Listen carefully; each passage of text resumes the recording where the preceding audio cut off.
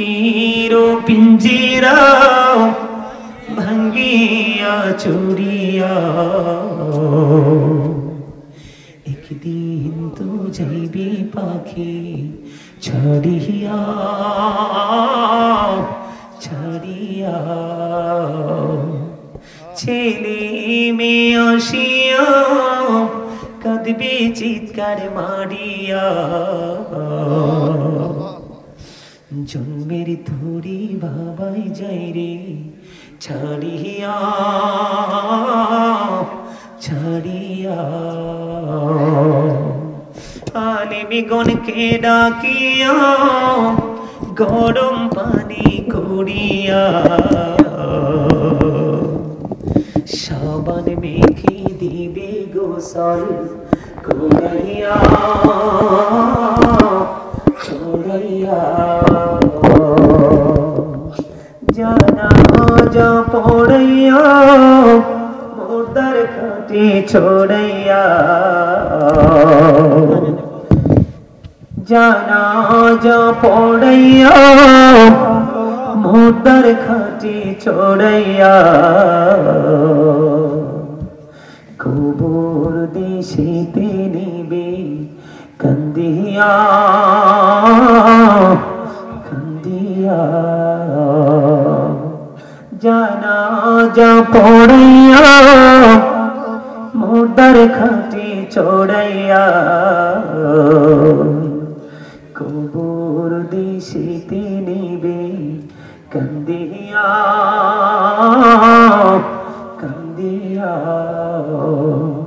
কবরিতে রাখিয়া মাথার গোষ্ঠী খুলিয়া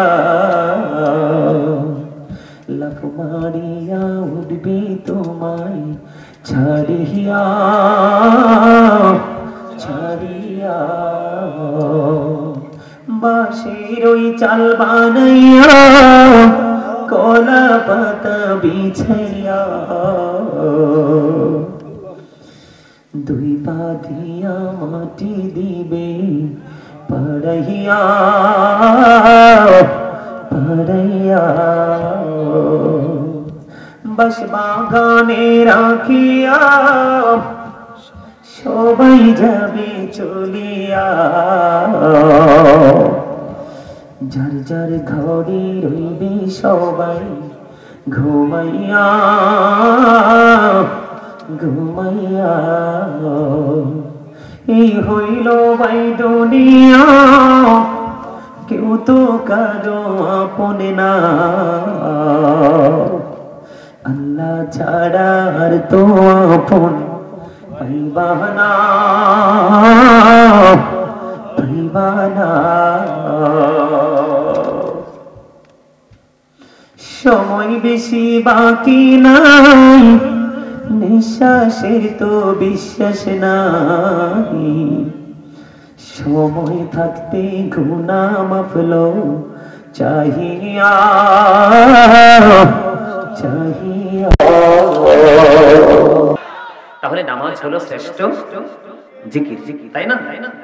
নামাজের মর্যাদা যদি আমি বন্ধ বলি, জিকির এই কারণে আজকে আমি জিকির নিয়ে আলোচনা করব, কারণ আমার আপনার প্রাণের নবী এটাকে যদিও মুমিনের জন্য মেরাজ বলা হয়েছে, এটাকে কিন্তু জিকিরও বলা হয়। মুমিনের জন্য নামাজ মেরাজ। বন্ধু, এই মেরাজ আমরা আপন করে নিতে পারলাম না। ঈসা রুহুল্লাহ একদিন হেঁটে হেঁটে যায়, হাঁটার সময় হঠাৎ করে ওনার চোখে দৃষ্টিগোচর হলো একটা পাখির দিকে। তিনি নজর দিয়ে চাইয়ে দেখলেন একটা পাখি ধুলাবালির মধ্যে নিজের শরীরটাকে ধুলাবালির মধ্যে নোংরা করছে। আবার ধুলাবালি যখন ভরে যায়, সেই পাখিটা একটু পাশে একটা জলাশয় আছে, পানি আছে, পানির মধ্যে গিয়ে গোসল করে। দেখবেন ভিজা পায়ে ভিজা হাতে কিন্তু বালু বেশি লাগে, লাগে কিনা?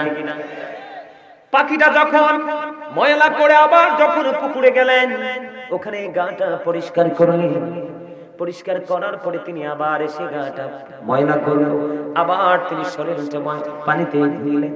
এমনি করে করে 5 বার ঈসা নবী চিন্তা করতেছে ব্যাপারটা কি, ইচ্ছে করে গাটা ভরাচ্ছে, ময়লা করছে, আবার পানিতে ধৌত করছে।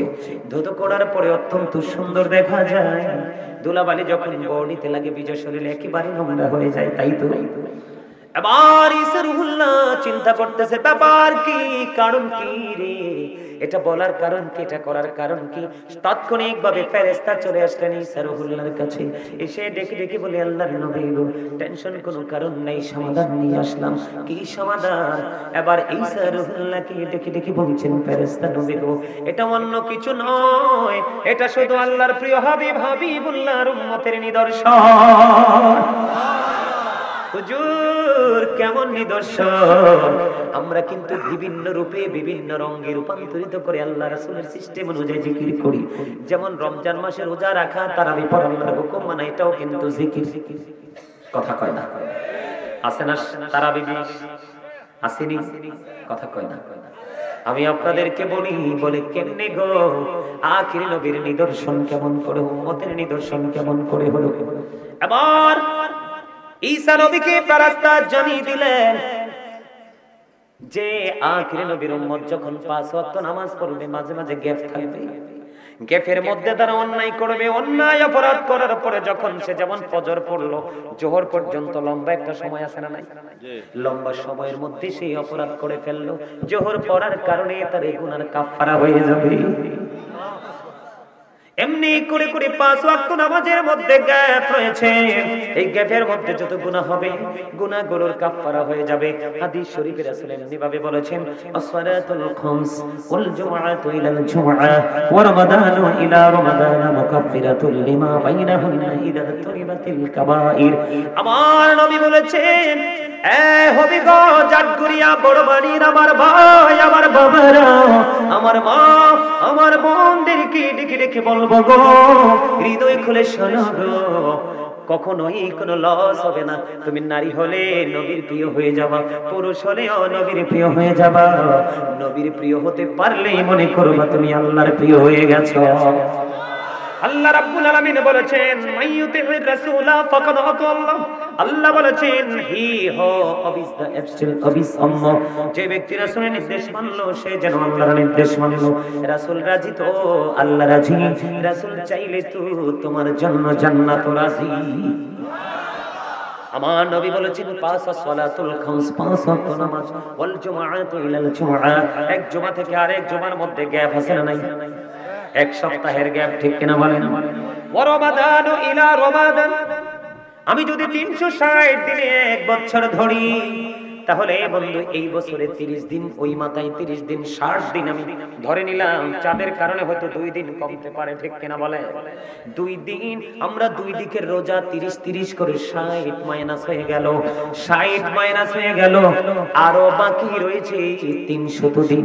কত শত? কথা বলেন না? আরো অবশিষ্ট রয়েছে 300 দিন। আপনার 2 দিকে রমজান মাসকে যথাযথভাবে আপনি কাজে লাগানোর কারণে আপনার 300 দিনের গুনার কাফারা হয়ে যাবে। তবে শর্ত হলো মুকাফফিরাতুল লিমা বাইনাহুন্না ইযা তুনিবাতিল কাবাইর। শর্ত হলো ইচ্ছে করে কবিরা গুনাহ থেকে বেঁচে থাকতে হবে।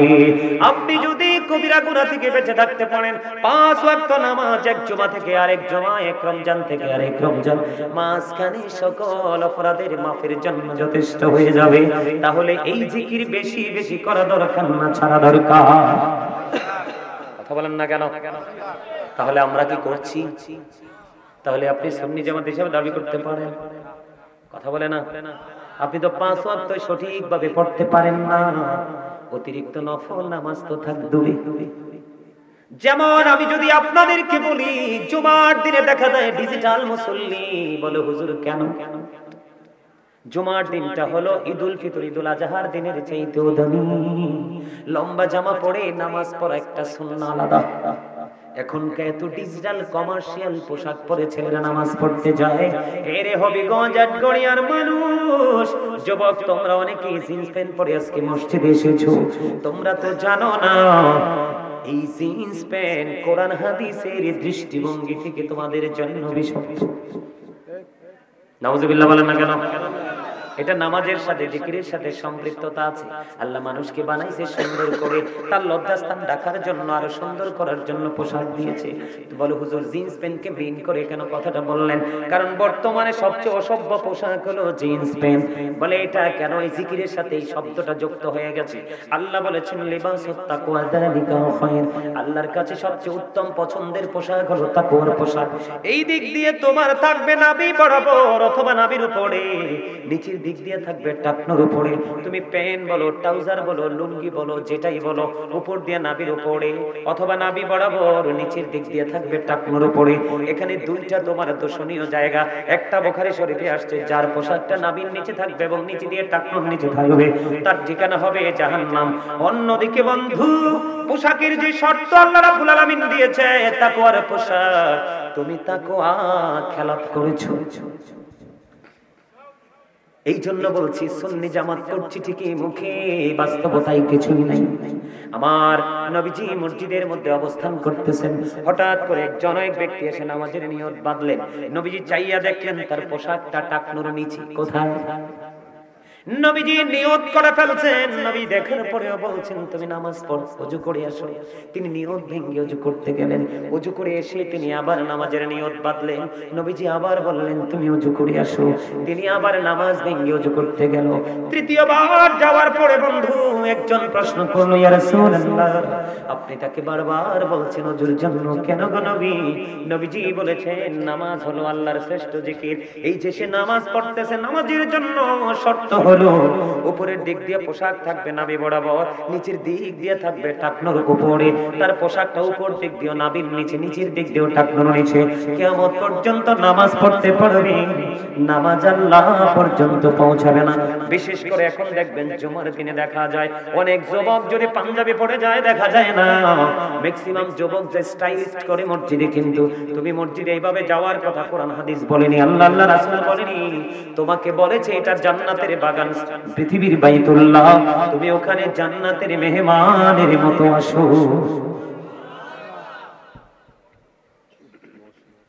কিসের মতো আসো? মেহমানের মতো আসো। রুকুতে গেলে পিছনের দিক দিয়ে তার লজ্জাস্থান দেখা যায়। আপনাদের এলাকায় হয়তো নাই, আপনার এই জন্য কিছু বলছেন না। আমার নিজের চোখে বন্ধু অনেক দেখি যেটা জিকিরের সাথে যুক্ত। সুন্নি জামাত করতে হলে সব জায়গাকে আমাকে মোটিফাই করতে হবে, কারণ আমি শুধু ইমানের জায়গায় সীমাবদ্ধ নয়, আমাকে মিজানেও যেতে হবে। ঠিক না বলেন? বন্ধু নবীজি বললেন 5 ওয়াক্ত নামাজ, এক জুমা থেকে আরেক জুমা, এক রমজান থেকে আরেক রমজান। এই কাজগুলো যদি তুমি সঠিকভাবে করতে পারো, তোমার ছোট ছোট সব গুনার কাফারা হয়ে যাবে। তবে শর্ত হলো তোমাকে কবিরা গুনাহ থেকে বেঁচে থাকতে হবে। আওয়াজ করে বলেন না আল্লাহু আকবার। আল্লাহু আকবার। জিকিরে লাভ আছে না লস? আল্লাহর হাবিব হাদিস শরীফের মধ্যে এসেছে, আমার রাসূল বলেছে তোমাদের বাড়ির আঙ্গিনায় যদি পুকুর থাকে, তুমি যদি দৈনিক যদি পুকুরের মধ্যে 5 বার গোসল করো, কয়বার? 5 বার যদি গোসল করো, তোমার গায়ের মধ্যে কোনো ময়লা থাকবে না, দুর্গন্ধ থাকবে না। ঠিক তেমনি ভাবে নামাজ নামক জিকির প্রতিদিন তোমার জন্য বরাদ্দ 5 ওয়াক্ত। যেই সময় 5 ওয়াক্ত নামাজ নামক জিকির তোমার জন্য বরাদ্দ করা হয়েছে, ওই সময়ে কোনো সুস্থ মানুষের কোনো কাজ থাকে না। আপনি কাজের অজুহাত দেখাতে পারেন, এটা আপনার সমস্যা। আসলে আদতের সময় কোনো কাজের সময় না। ফজরের সময় এমন একটা সময়, ঘুমও শেষ, দিনও শুরু। জোহর এমন এক সময়, আপনি 5 টাইমে কাজ শুরু করলেন, জোহরের সময় লাঞ্চ টাইম। জোহর করে আপনি আবার কাজ ধরলেন, আসরের সময় কাজ ফিনিশ করার সময়। ঠিক কিনা বলেন?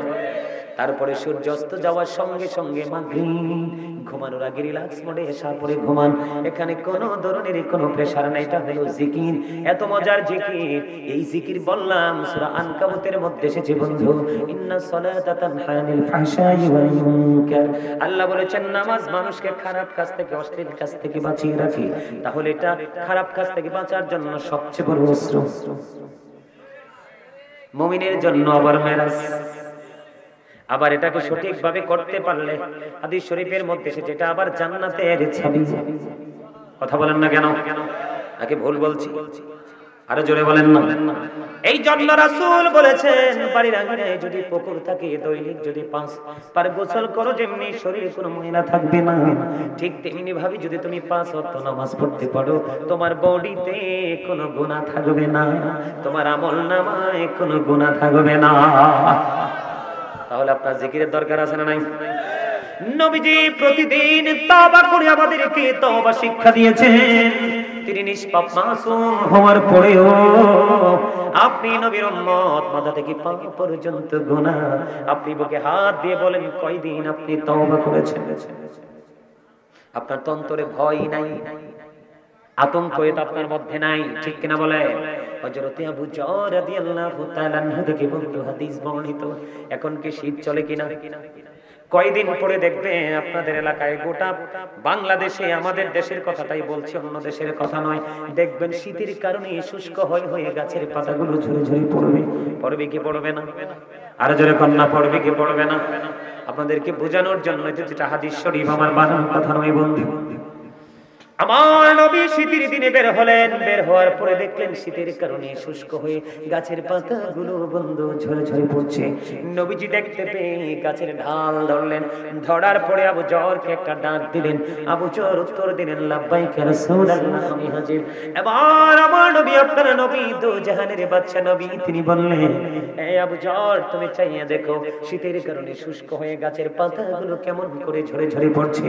আল্লাহর বান্দাগুলো নামাজ নামক জিকিরের মাধ্যমে যখন আল্লাহর কুদরতি কদমে যখন সেজদাটা লাগাইয়া দিবে রে, ওই শীতের দিনের গাছের পাতার মতো বিরামহীন ভাবে তার গুনাহগুলি ঝরে পরিষ্কার হয়ে যাবে। সুবহানাল্লাহ। আর জোরে জোরে বলুন না সুবহানাল্লাহ। এই জিকির কোন যেমন তেমন জিকির নয়। এই জিকির করার সময় আপনাকে সর্বোচ্চ সচেতন থাকতে হবে। আপনি যখন এই নামাজে দাঁড়াবেন, বন্ধু আমার দিকে তাকান, আপনি যখন নামাজে দাঁড়াবেন আপনার মনোযোগটা হতে হবে অত্যন্ত সূক্ষ্ম এবং তীক্ষ্ণ। বলে হুজুর কেমন? আপনি যখন নামাজে দাঁড়াবেন আপনি মনে করবেন আপনার সামনেই যেন বাইতুল্লাহ। আপনি যখন নামাজে দাঁড়াবেন আপনি মনে করবেন আপনার ডান দিকে যেন জান্নাত বরাদ্দ। আপনি যখন নামাজে দাঁড়াবেন আপনি মনে করবেন আপনার বাম দিকে জাহান্নাম।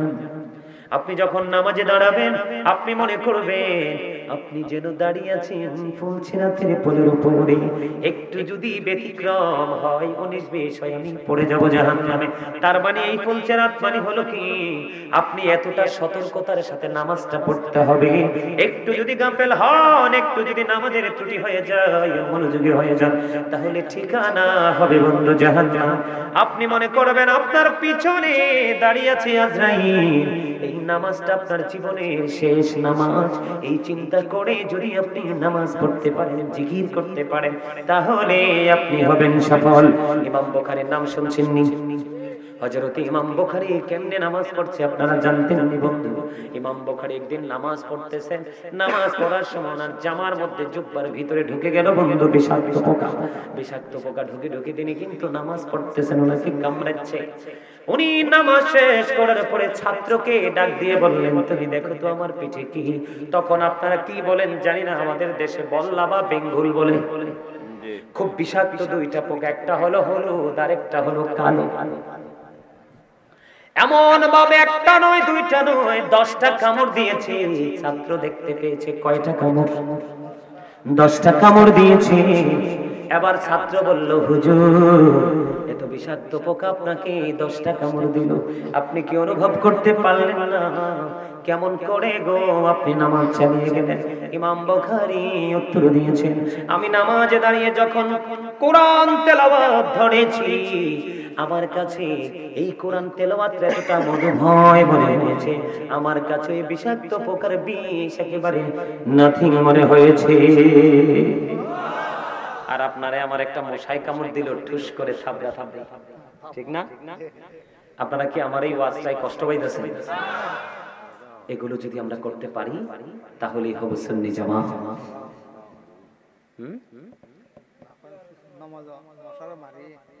হ্যাঁ, শুধু মশানি মারে, জুমার দিনে যে ডিজিটাল নামাজ পড়ে, জান্নাতের চাবি নি, জান্নাত নি, এত সহজ। এটা কি মামার বাড়ি পাইছে? যে গায়ে যাইয়া দেখলাম বড়ই পাইকা রইছে, যাইয়া ছড়ে নিয়ে আসলাম। এটা কি এরকম নিকট? আর জোরে কর না, ওইটা কি ওইরকম? কথা কয় না। আরে মামার বাড়ির মতো। এখন আপনারা যে নামাজ পড়েন ম্যাক্সিমাম মুসল্লি, ইমাম সাহেব যখন খুতবা দিতে মিম্বরে দাঁড়ায় তখন না দৌড়ে যান, এরকম না? আবার যখন ইমাম সাহেব জামাত শেষ করে যখন ডানে বামে সালাম ফিরায়, মনে হয় যে যুদ্ধ শুরু হয়ে গেছে মসজিদের দরজা, কার আগে কে বের হবে? এটা কোন নামাজের সুরত হইল? হ্যাঁ, মনে রাখবেন আমি আপনাদেরকে বলি, জিকির এতটা নিয়ামত, এটা আল্লাহর পছন্দের জিকির। আপনাদের এই আটঘরিয়াতে হবিগঞ্জে আছে কিনা আমি জানি না, অনেক নামাজি আছে বন্ধু, যাইয়া পিছনে বসে, কুলাইতে পারে না, সামনে যাইতে পারে না, কিন্তু ডিজিটাল মুসল্লি সবাইকে টপকিয়ে সামনে চলে যায়। আবার ইমাম সাহেব সালাম ফেরানোর পরে যুদ্ধ করে করে সবাইকে টপকে টপকে বের হয়ে যায়। এমন টপকানো টপকায় নামাজের নিয়ত বেঁধে ফেলেছে, সুন্নাতের তার সামনে দিয়ে চলে আসছে। মনে রাখবেন আল্লাহর হাবিব বলেছেন, কেউ তোমরা যদি জানতে নামাজরত অবস্থায় নামাজের সামনে দিয়ে হাঁটা কত বড় অপরাধ, তাহলে তোমরা 40 পর্যন্ত দাঁড়াইয়া থাকতা। আবু নজর বলেছেন, আমার সঠিক মনে নাই রে আবু জুহাইম, তিনি কি 40 দিনের কথা বলেছে নাকি 40 মাসের কথা বলেছে নাকি 40 বছরের কথা বলেছে? আমি আপনাদেরকে বলবো, নামাজ নামক জিকির হচ্ছে শ্রেষ্ঠ জিকির। মানুষের সবচেয়ে পছন্দের জায়গা, মায়ার জায়গা হলো কপাল। এই কপাল মানুষ আল্লাহর কুদরতি কদমে লাগায়, ঠিক কিনা বলে? ওই একজন মানুষ নামাজ পড়তেছে, তোমার কিসের এত তাড়া? তুমি তার নামাজরত অবস্থায় তুমি তার সামনে দিয়ে চলে যেতে হবে। এই জন্য বলেছি, আল্লাহ রাসূল বলেছে, যদি জানতে রে নামাজের সামনে দিয়ে নামাজরত অবস্থায় যাওয়া কত বড় অপরাধ, এটা যদি তোমরা জানতে, তাহলে 40 বছর পর্যন্ত তোমরা দাঁড়াইয়া থাকতা, তারপরেও নামাজের সামনে দিয়ে তোমরা হাঁটতা না। কথা বলেন না কেন? আমাদের মধ্যে এরকম মুসল্লি আছে না? আরে জোরে বলেন না কেন? আছে না নাই? বন্ধুরে আমার, আমার দিকে তাকান, জুম্মার দিনের কথা বলুন। আল্লাহর হাবিব সরকারে মদিনা সংক্ষিপ্ত আকারে দুইটা নিয়ামতের কথা বলবো। যেই ব্যক্তি জুমার দিনে সবচেয়ে উত্তম রূপে গোসল করবে, অন্য দিনের তুলনায় আজকের গোসলটা হবে সুন্দর, অন্য দিনের তুলনায় আজকের পাঞ্জাবিটা হবে সুন্দর, গায়ের মধ্যে আতর লাগাবে, সুগন্ধি লাগাবে, লেগে ধীরে ধীরে সেই মসজিদের দিকে এগিয়ে যাবে। যাইয়া যদি সামনের কাতারে বসতে পারে, তাহলে তার আমল নামায় দিয়ে দিবে আমার আল্লাহ একটা ওট কুরবানির সওয়াব। আর জোরে কন্যা সুবহানাল্লাহ। তাহলে এটা জিকিরের জায়গা নেই, জিটা কইতে পারেন না, এটা জিকিরের জায়গা না? আপনাদেরকে বলে দেই, কোনদিন মনে আপনারা এই কর্নারে দাঁড়ায় দাঁড়ায় অনেকক্ষণ যাবত এখানে দাঁড়ায় দাঁড়ায় কথা বলতেছেন, এটা কিন্তু জান্নাতের বাগানের কখনোই সৌন্দর্যকে বৃদ্ধি করে না। কি আশ্চর্য ব্যাপার!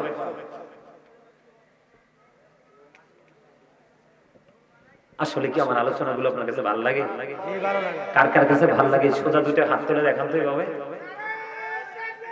আল্লাহু আকবার, ইয়া রাসূলুল্লাহ, জিন্দাবাদ জিন্দাবাদ। মাগো আল্লাহু আকবার।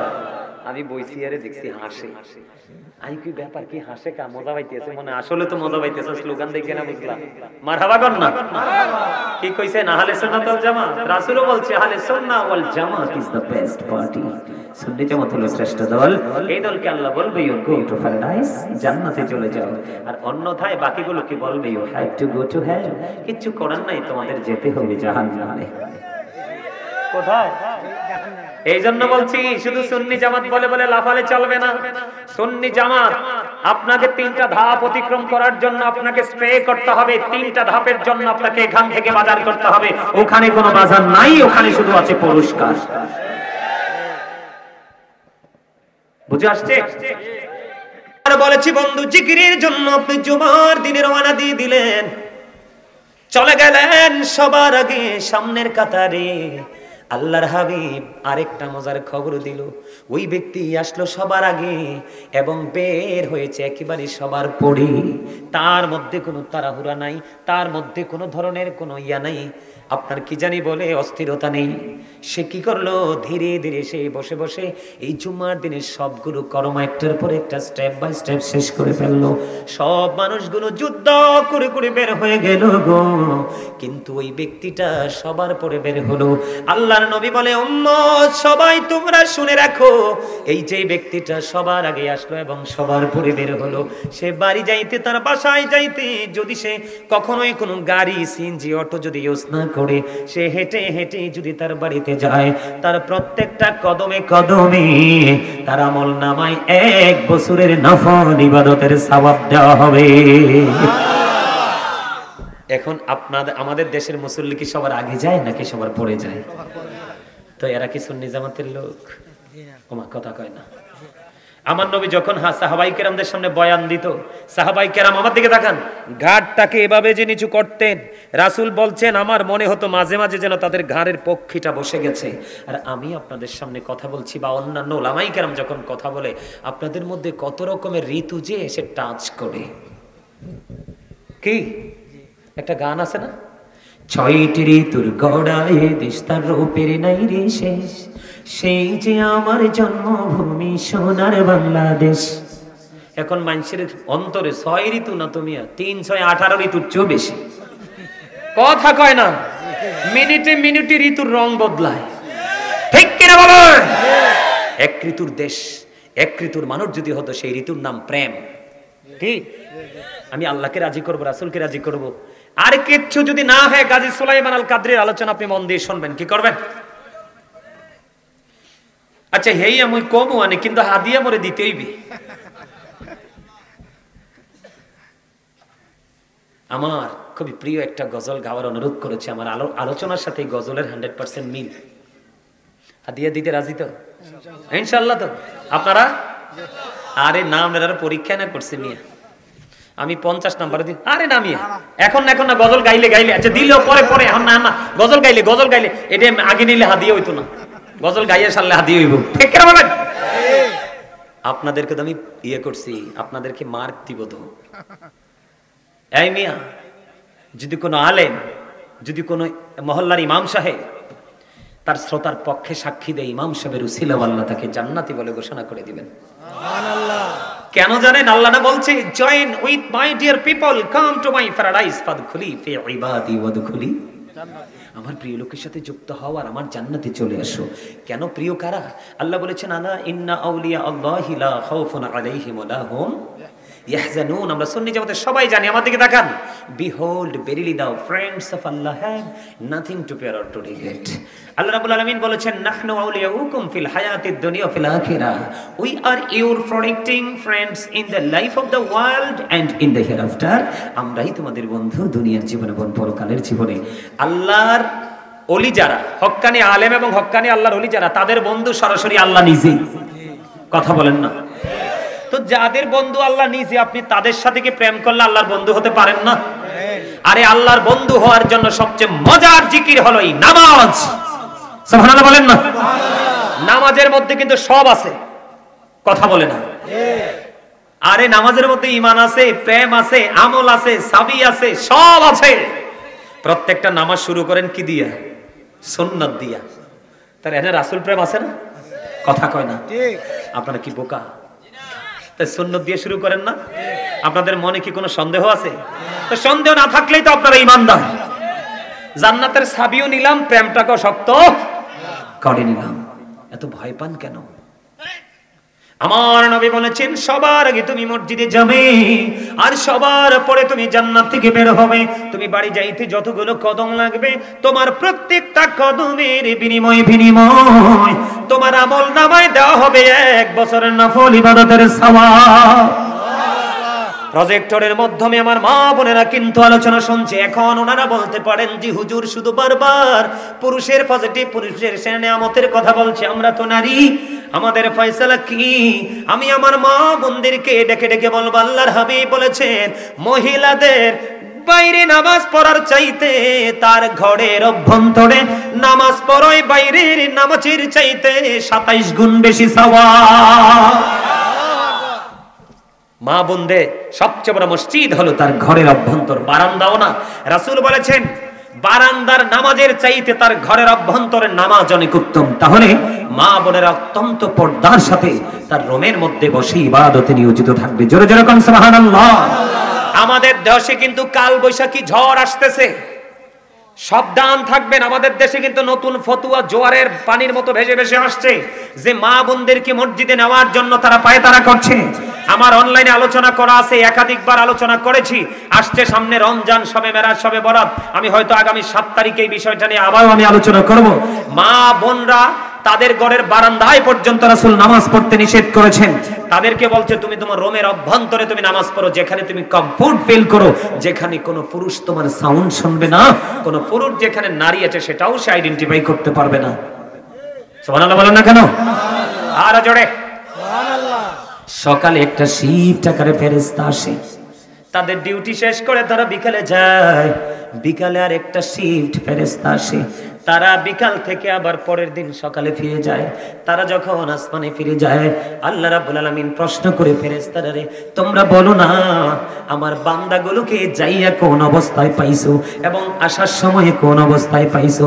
এবার ফেরেশতারা একটা ডাক দিয়ে বলে, আল্লাহ যাওয়ার পরে দেখেছি তোমার বান্দাগুলো নামাজ নামক জিকিরে ব্যস্ত, আবার আসার সময় দেখেছি তারা নামাজ নামক জিকির নিয়ে ব্যস্ত।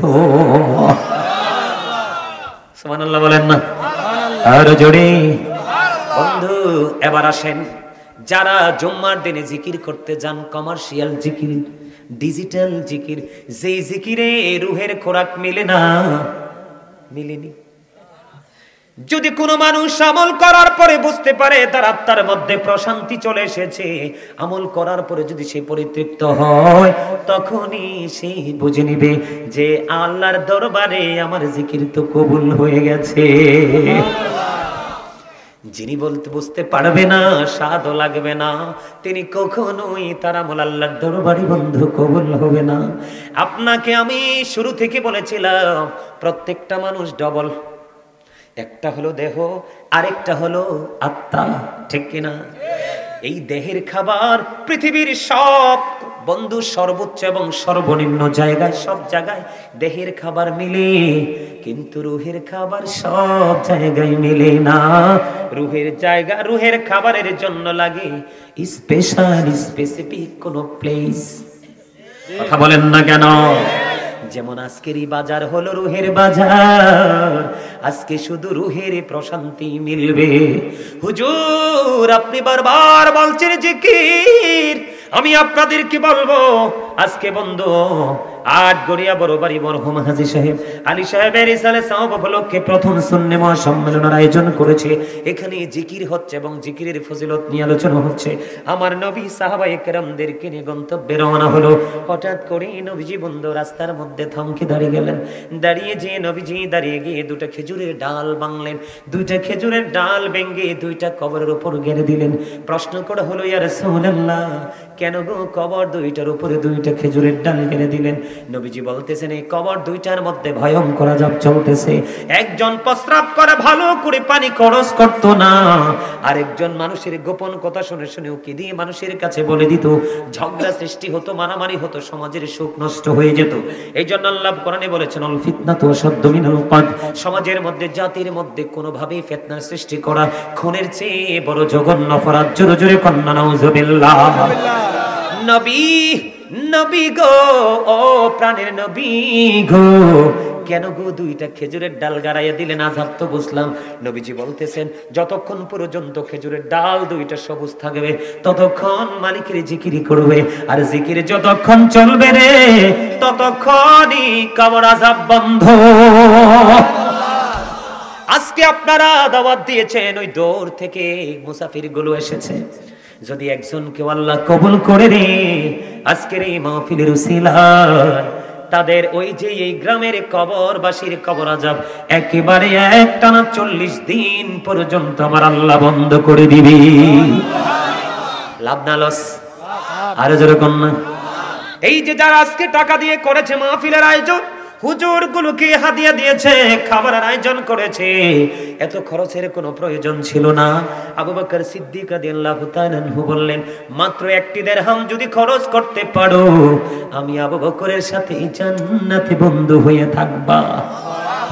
এই মাহফিলে লাভ না লস। এবার হযরত আলী চতুর্থ খলিফা, তিনি বলে দিয়েছেন, এই নবীর প্রেমে নবীর খুশিতে সুন্নি মহাসম্মেলন করলা, ঈদে মিলাদুন নবী করলা, যেটাই করলা নবীর প্রেমে পড়ে আল্লাহর খুশির জন্য। হযরত আলী রাদিয়াল্লাহু তাআলা আনহু বলে দিয়েছে, এটাও কিন্তু জিকির, যে ওই ব্যক্তির মরণ হবে ঈমানের সাথে, কাল হাসরের দিন বিনা হিসাবে যাবে সে জান্নাতে। তাহলে এই মাহফিলে জলসায় লাভ না লস? আর জোরে বলেন না লাভ না লস? মরহুম আলী সাহেবের পুরো পরিবার ধন্য, উনিও ধন্য, সুযোগ্য সন্তান একটা যাচ্ছে ফ্রান্সে, শাহিন আলম। আমি আজকে শুধু শাহিন না আর জামাল ভাই, জামাল ভাই, আজকে শুধু জামাল ভাইয়ের কারণে আমার এখানে আসা। উনি অসুস্থ মানুষ, কত অনুরোধ, ওনার বাবা নাকি আমার অনেক ভক্ত ছিলেন। আমাকে জামাল ভাই বলেছে, হুজুর আপনার জিকির বাবা শুনতেন, আজকে মাহফিলে যাবেন, একটু বেশি করে জিকির করিয়েন। কিন্তু জিকির করব কেমনে, আমার সব ছাত্র দুর্বল। হ্যাঁ, জিকির চলবে তো? আজকের মাহফিল আমি শেষ করব জিকিরের মধ্য দিয়ে। আলহামদুলিল্লাহ বলেন না? এই জন্যই নবীর উম্মত হতে হলে কোন কন্ডিশনে জিকির করতে হবে সে বিষয়টা নিয়ে শুধু আলোচনা করছি। বিরক্ত হচ্ছেন না তো? কেউ কি বিরক্ত হয়? আরে জোরে বন্ধু বলতেছিলাম, জিকিরের জলসায় বাইতুল্লাহ জান্নাতের বাগানে আপনি সবার পড়ে গেলেন। আপনি হলেন ডিজিটাল মুসল্লি, সবার পড়ে গেলেন, সবার আগে বের হয়ে গেলেন। নামাজ যদি পড়েছেন, তবে হাজিরা খাতায় তো নামটা ওঠেনি। বলে হুজুর কেন গো, হাজিরা খাতায় নামটা ওঠেনি? না ওঠার কারণ হলো, যখন ইমাম সাহেব খুতবা দেওয়ার জন্য যখন মিম্বরে দাঁড়িয়ে যায়, ওই যে ফেরেশতারা পৃথিবীর সকল জুম্মার মুসল্লির নামগুলো 1-2 করে রোল নাম্বার করে করে লিস্ট করতে আসে, ওই ফেরেশতাগুলো নোটবুকটাকে ক্লোজ করে তারা ওই ইমাম সাহেবের খুতবা শোনার জন্য দাঁড়িয়ে যায়। পঞ্চম কাতার পর্যন্ত ডিম কুরবানির সওয়াব, এরপরে আর নাই, ডিমের পরে আর কিচ্ছু থাকেনি। কথা কন না কেন? তাহলে কোন মুসল্লি হইছেন নিজে একটু চিন্তা করে দেখেন। কথা বলেন না কেন? আপনি কোন মুসল্লি হয়েছেন আপনি একটু চিন্তা করে দেখেন। আপনি সত্যিকারের নামাজি কিনা, জিকির করনেওয়ালা বান্দা কিনা? যে জিকির করে সে হলো জিন্দা, আর যে জিকির করে না সে হলো মুর্দা। যিনি জিকির করেন তিনি হলেন জাকির, আর যিনি জিকির করেন না তিনি হলেন গাফেল। জিন্দা এবং মুর্দা। এবার আসেন বন্ধু, জিকির আমি আপনাদেরকে সুন্নি জামাত হতে হলে একদিনে তো সব ওয়াজ করা সম্ভব নয়। অনলাইন থেকে শুনবেন, বিভিন্ন আলোচনা টপিকস আকারে করা আছে। তবে মিজান এবং ফুলসেরাত নিয়ে ছোট্ট করে কথা বলবো, রাত্র অনেক হয়ে গেছে বন্ধু। আমি আপনাদেরকে বলে দিই, আপনারা একটু মন দিয়ে শুনবেন আমার কথাগুলো। এই যে মিজানের পাল্লাটা, মিজানের পাল্লায় তোলা হবে, একজন বান্দাকে জাহান্নামের দিকে নিয়ে যাওয়া হবে। আমার নবী ডাক দিয়ে বলবেন, আমার উম্মতকে তুমি কোথায় নিয়ে যাও? নবী গো, সে তো পাপী, জাহান্নামী। নবীজি বলবেন, তার আমল নামা কি মিজানে তুলেছ? কয় তুলেছি। নবীজি বলবে, আমার সামনে আরেকবার উঠাও। বন্ধু তাকে আবার ব্যাক করে তার আমল নামা নেকের পাল্লাটা যেদিকে, যখন নেকের পাল্লায় আমলগুলো দিবে রে, ছোট্ট একটা কাগজের টুকরা নবীজি তার আমল নামা নেকের পাল্লাই দিয়ে দিবে। একটু আগে ছিল তার নেকের পাল্লাটা হালকা রে, নবীজির ছোট্ট কাগজের টুকরা দেওয়ার কারণে তার নেকের পাল্লাটা হয়ে গেল অনেক ভারী। বলো হুজুর, এই ছোট্ট কাগজ নামক শব্দটা কি গো? এটা হলো নবীজির প্রেমের দুরূদ। জুম্মার দিনে কেউ যদি নবীকে ভালোবেসে মাত্র 80 বার দুরূদ পড়তে পারে, তার 80 বছরের সগীরা গুনাহ আমার আল্লাহ মাফ করে দিবে। তাইলে মিজানে ভয় আসেনি? আমার নবীজি বলেছেন, দায়ালামি শরীফের হাদিস, হাদিসের রাবী হলেন হযরত আনাস রাদিয়াল্লাহু তাআলা আনহু। আমি আমার মা বোনদেরকেও ডেকে ডেকে বলবো, ভাই বাবারা তো সামনেই আছেন। আমার নবীজি বলে দিয়েছেন, কোন বান্দা বান্দি, নবীর কোন উম্মত বন্ধু, বৃদ্ধ এবং বৃদ্ধা, যুবক এবং যুবতী, কেউ যদি নবীকে ভালোবেসে প্রতিদিন 1000 বার যদি দরুদ পড়তে পারে, সেই জান্নাত না দেখা পর্যন্ত তার মরণ হবে না। তাহলে আপনার মিজানে কোনো ভয় আসেনি? এবার আসেন আপনাকে ফুলচেরাতে নিয়ে যাব। ফুলচেরাতের পল 30,000 বছরের রাস্তা হবে, চুলের চাইতে চিকন হবে, হীরার চাইতে ধার হবে, উপরের দিক দিয়ে আগুন ঝুলন্ত, নিচের দিক দিয়ে আগুনটা উদিত, এত ভয়ঙ্কর। জিব্রাইল বলেছে তোমরা টেনশন করো না, তোমাদের যে নামাজগুলো, যে আমলগুলো গুরুত্ব দেওয়া হয়েছে মাস্ট বি করতে হবে। এই আমলগুলো করার পরে সকাল টু সন্ধ্যা 24 আওয়ার তোমরা শুধু নবীর প্রেমের দরুদ পড়ো। আমি জিব্রাইল কথা দিলাম রে, ফুলচেরাতের পোলটা 30,000 বছরের রাস্তা, আমি জিব্রাইল নিজেই তোমাকে পার করে দেব। তাহলে আপনার কোনো ভয় আসেনি? মানুষের আরেকটা ভয়ের জায়গা আছে, মৃত্যুর সময় আজরাইল আলাইহিস সালাম প্রতিশ্রুতিবদ্ধ হয়েছেন, কেউ যদি সকাল টু সন্ধ্যা কোনো টাইম টেবিল নাই, পবিত্র অবস্থায় শুধু বন্ধু নবীজির প্রেমের দরুদ সালাত সালাম করেছো, আমার নবীর প্রেমে পড়েছো, আজরাইল বলেছে উম্মত টেনশন করো না, আমি তোমার মৃত্যুর সময় জানটা এমন ভাবে কবজ করব যেমনি নবী রাসূলের প্রাণটা আমি কবজ করেছি। আর জোরে কন্যা। তাহলে এই মাহফিলে আসলে লাভ না লস? যে লাভ কল্পনাও করতে পারবেন না। যেটা আমি বলতে চেয়েছিলাম, নেগেটিভটা কিন্তু বলিনি। সম্মানিত উপস্থিতি, আপনার আমার মরার পর আল্লাহ শক্ত করে ধরবে। আল্লাহ বলেছেন ইন্না বাতাশ রাব্বিকা লাশাদীদ। আল্লাহ বলেছেন the seizing of Allah is difficult. আল্লাহর পাকড়াও বড় শক্ত, বড় কঠিন। তার মানে আল্লাহ বান্দাকে খুব শক্ত করে ধরবে। আল্লাহ বলেছেন ইন্নাল্লাহা সারিউল হিসাব, Allah is going to take account. আল্লাহ হিসাব গ্রহণে অত্যন্ত তৎপর। আপনাকে আমাকে ধরবে খুব শক্তভাবে, হিসাবও নেবে খুব শক্তভাবে। তবে দুঃখজনক হলেও সত্য, যখন আপনি অপরাধী হয়ে যাবেন, পাপী হয়ে যাবেন, আমি কিন্তু একটু আগে বলেছি জান্নাতীদের জন্য জান্নাতি খাবার বরাদ্দ, মনে আছে? জান্নাতীদের কিন্তু কোনো ইয়া হবে না, কি জানি বলে, পায়খানা হবে না, প্রস্রাব হবে না, খাবার খাবেন, খাওয়ার পরেই ঢেকুরের সাথে সব ফিনিশ হয়ে যাবে। সুবহানাল্লাহ। আর পাপী যারা, তারা পথভ্রষ্ট যারা, অপরাধ যারা করেছে, সুন্নি জামাত কি শুধু সব জবান দিয়ে কাজে লাগিয়েছেন, বাস্তবে বাস্তবায়ন কোনো কিছুই করেননি, ওই সমস্ত সুন্নি জামাত কর্নেওয়ালা দাবিদার যারা, তাদের অবস্থা হবে অত্যন্ত করুণ। বলে হুজুর কেমন করুণ হবে? আল্লাহ বলেছেন তোমাদের যখন পেটে খিদা লাগবে, কি লাগবে? পেটে খিদা লাগবে, তোমরা খাবার চাইবে, আমি কিন্তু পাপীদের জন্য খাবার বরাদ্দ করে রেখেছি। 2 ধরনের খাবার, সিম্পল বিষয়। একটার খাবার হলো কোরআনে, যেটার নাম হলো জাক্কুম। বর্তমানে যদি 8 ঘড়িয়ার জমিনে যদি একটা ফোঁটা পড়ে, কয় ফোঁটা? এই যে জাক্কুমটা পাপীদের জন্য জাহান্নামে রেডি করে রেখেছেন আল্লাহ। বর্তমানে 8 ঘড়িয়ার জমিনে যদি একটা ফোঁটা পড়ে, গোটা পৃথিবীর মাটি বিষাক্ত হয়ে যাবে। কিয়ামত পর্যন্ত কোন এগ্রিকালচারের মানুষ সয়েল টেস্ট করে কখনোই কোন শস্য উৎপাদন করতে পারবে না। আয় হায় হায় রে, কারেই ওয়া শোনাইলাম, এত ভয়ঙ্কর খবর শুননা বলে কেউ সুবহানাল্লাহ কয় না? নাউজুবিল্লাহ। আশ্চর্য কথা না দাদা ভাই? বিপদের কথা শুনলে কেউ সুবহানাল্লাহ কয়? ও আমার খোদা, এই সামনে আনতে দেরি দাগগুলো পড়ে যাবে, পেটের ভিতরে একটা সরিষা পরিমাণ অংশ ঢুকতে দেরি, 2 রানের মধ্য দিয়ে সবকিছু লিকুইড হয়ে যাবে। লিকুইড বুঝেন তো? তরল, ওই যে জুসের মতো হয়ে বের হয়ে যাবে।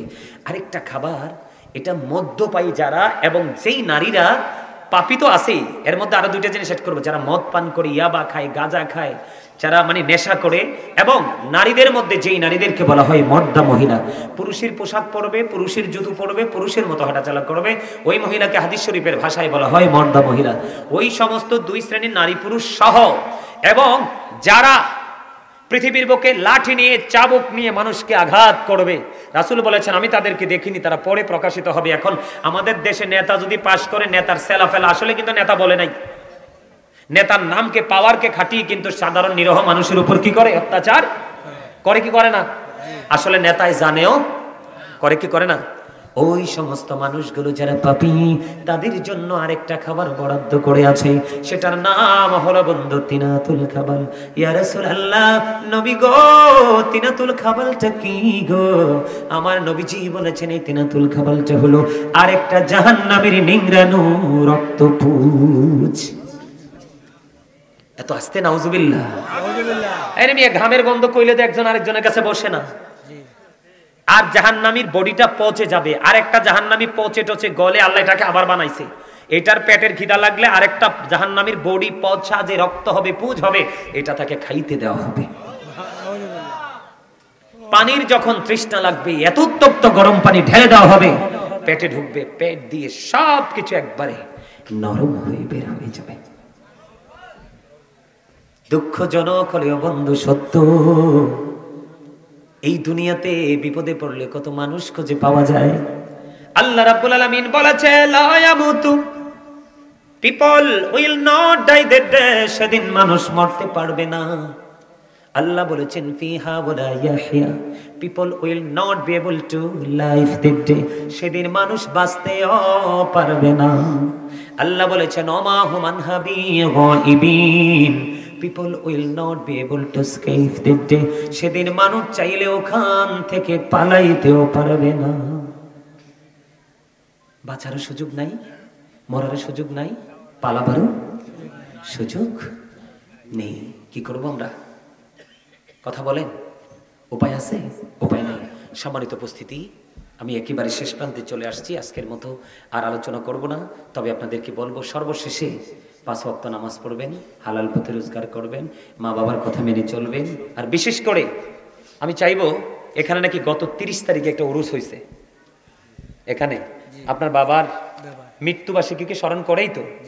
আমি আপনাদেরকে বলি, যদি আপনাদের গ্রহণযোগ্য হয় প্রস্তাবটা, তাহলে হা বলবেন, নাইলে না বলবেন। আমি চাই, যেহেতু এটা প্রথম বার্ষিক ওয়াজ দোয়ার মাহফিল, প্রথমবারে আসার পরে কিন্তু আমার কাছে অনেক বেশি ভালো লেগেছে। আমি চাইবো যে 30 তারিখে আপনারা উরুস শরীফ করে ওই 30 তারিখটা একেবারে যতদিন বেঁচে থাকবেন চিরদিনের জন্য বাৎসরিক মাহফিল হিসাবে আপনারা ঘোষণা করে দেন। আপনারা কি এটাতে প্রস্তাবে রাজি? আপনাদের পুরো এলাকা রহমতে ভরে যাবে। কেন জানেন? যেখানে রাসূলকে ঘিরে প্রেমের বাগান সাজানো হয়, আল্লাহ রাব্বুল আলামিন ওয়াদাবদ্ধ, আল্লাহ সেখানে আসমানি কোনো গজব দিবেন না। প্রত্যেকটা ঘর, প্রত্যেকটা ফ্যামিলিকে নিরাপদে রাখবেন যদি রাসূল প্রেমের বাগান সাজানো হয়। আর যিনি কবরে চলে গেছেন ওনার জন্য তো পাহাড় পরিমাণ রূপে রূপান্তরিত হবে। আপনি আপনার আম্মার কাছে যান, এখন পারবেন নি যাইতে? আপনার আম্মার কাছে যাই বলবেন যে আমাদের গাজী সাহেব বলছি, তিনি জানতে পেরেছেন 30 তারিখে আমরা উরুস শরীফ করেছি। ইনি চাচ্ছেন এই 30 তারিখে বাবার মৃত্যুবার্ষিকী উপলক্ষে প্রতি বছর বিশাল আকারে আমরা বাৎসরিক মাহফিল হিসাবে চিরদিনের জন্য স্থায়ী করতে চাই। আপনারা 2 ভাই মিলে, ওই যে একজন সার্জন আছে না আমার ছোট ভাইটা, ওরে সহ নিয়ে আপনারা যান আপনার আম্মার কাছে, যে হুজুর বলছেন এখন আপনার কি মত। যদি আপনার আম্মা অনুমতি দেন তাহলে আমি এখানে, আম্মা অনুমতি আছে সামনের বছর 30 তারিখে এই সব আপনি যাই আইয়েন, আমি পাঠাইছি তো, এখন আগের অনুমতি হইতো না।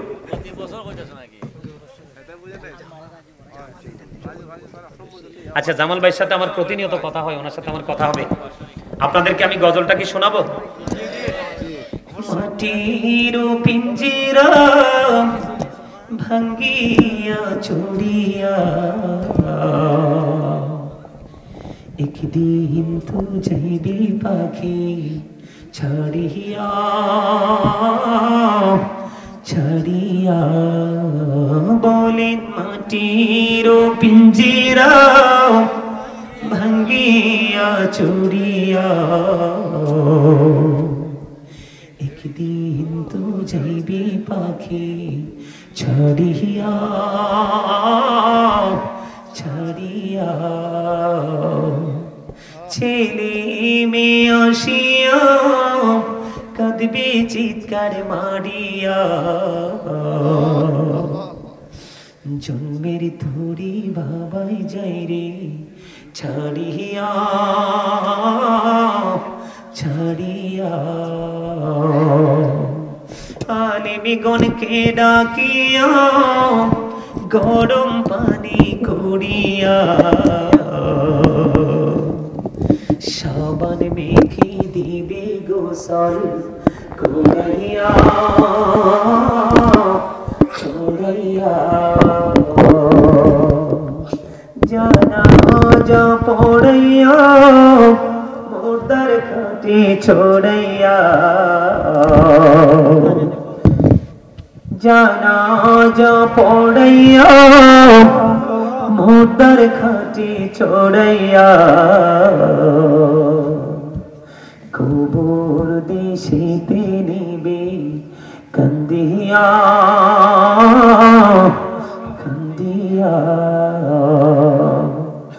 জানাজা পড়াইয়া মুর্দার খাটি চড়াইয়া